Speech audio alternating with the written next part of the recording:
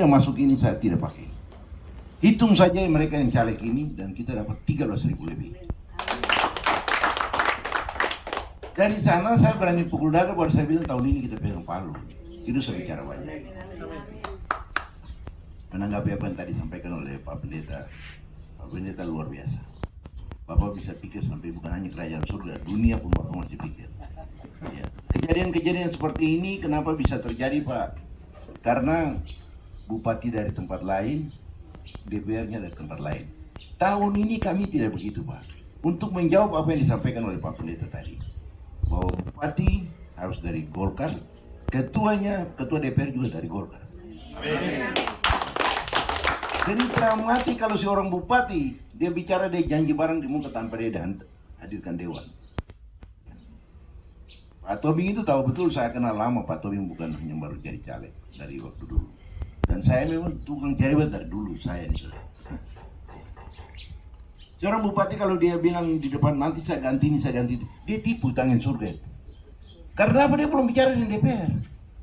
DPR juga kalau dia bicara nanti saya rubah jalan ini, saya rubah jalan, dia tipu. Karena itu ada rangkaian.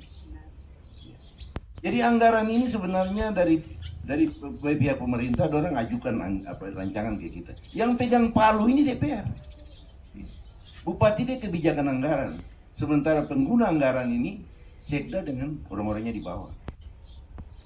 Jadi kalau kita sudah ketuk palu, kita yang datang cek, Pak Pendeta ada lapor di sana jalan tidak betul, siapa yang kepala PU, coba cek. Tapi kalau bupatinya tidak dengan kita, politik juga jalan. Sekarang politik yang mulai jalan dari bulan ini sampai dalam rumah tangga, sampai di dapur. Makanya kita bisa baku tipu jarak dekat, anak juga kita tipu, Maito juga kita tipu, Pak itu juga kita baku tipu. Ini politik. Dulu zaman tadi kalau Pak Pendeta ada sampaikan bahwa Golkar dulu itu ada punya pamer seperti itu. Dulu kita punya partai Golkar ini dia bilang apa?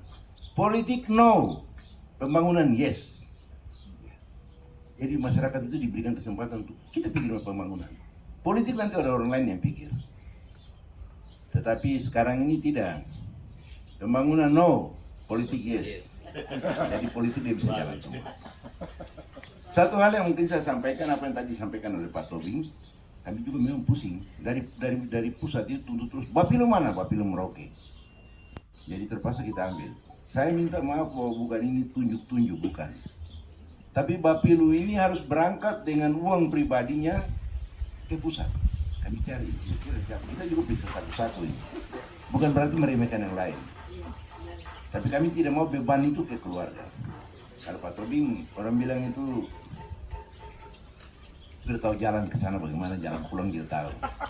Jangan kita kirim orang tahu jalan pergi, jalan pulangnya yang tidak tahu ini salah. Ya.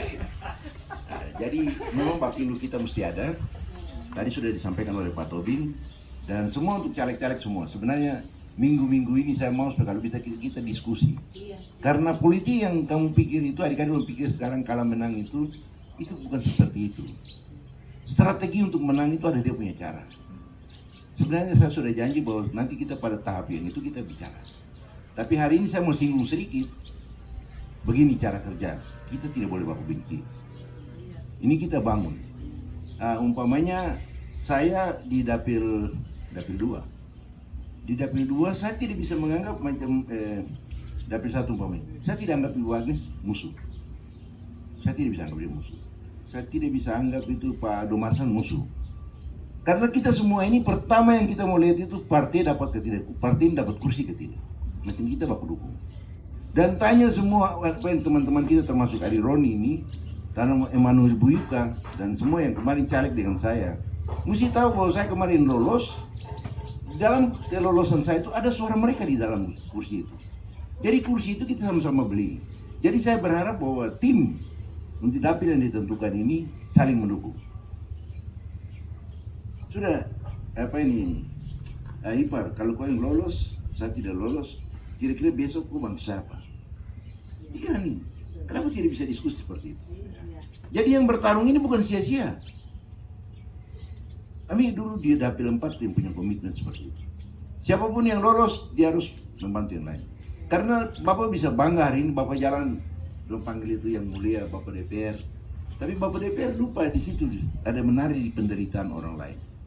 Saya harap dari awal semua caleg Golkar harus mengerti. Sudah ada, kalau kau tidak, jangan kekurangan, kau buat kau CV, kata cari pekerjaan tuh. Kenapa tidak bisa begitu? Jadi semua itu semangat. Yang kedua, tidak ada yang tidak laku. Kita semua ini di sini ini semua orang punya kans yang sama. Saya masih lihat semua di dalam itu depan itu hadapan putih. Tapi kalau ada yang bilang menpele, kasihan bapak saya ini orang tidak laku. Aduh titik manis, kenapa kau bilang kau tidak laku? Aduh, pada pendeta minta maaf, saya ini orang imam. Jadi kalau saya bicara ada selipan-selipan ucapan orang imam. Ini menpele, titik manis, ini kok. Saya pikir tidak ada orang yang tidak laku. Saya mungkin satu-satunya guru yang saya jadi kepala sekolah di berbagai tempat di daerah pedalaman. Saya wajib pada Papua itu harus sombong.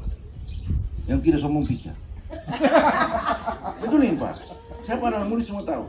Ini saya punya anak murid banyak. Macam yang mantan ketua Pak CV Pak. Itu anak murid saya.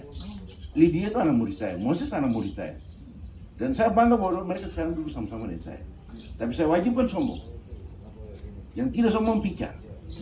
Tapi bukan sombong dalam konotasi artinya negatif, bangga diri. Tapi percaya diri itu penting.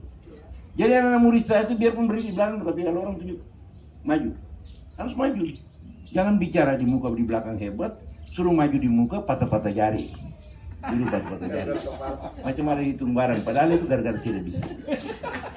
Saya mau orang Papua harus tampil sama-sama dengan orang lain. Baru mulut ikan. Mulut ikan kan gini. Saya kan bilang, kalau kau bilang saya, aduh bapak saya di tanah Papua ini saya tidak laku.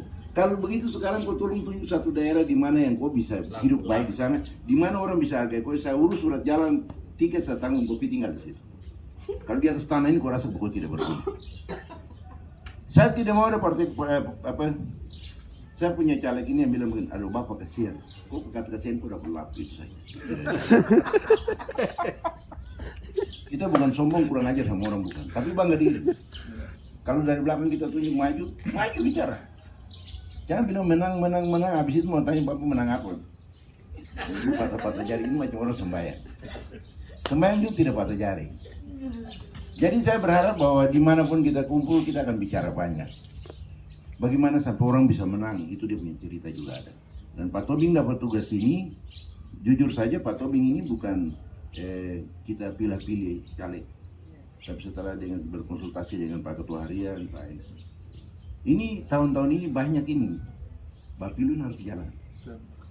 Iya. Dan tadi yang Bapak tentukan itu semua, saya pikir orang yang membiarkan dirinya dibimbing oleh Tuhan tanpa rencana kita lihat seperti ini. Ini luar biasa. Karena di partai ini kita Golkar itu banyak kali biasa bocor dari dalam. Saya percaya tahun ini mungkin baik.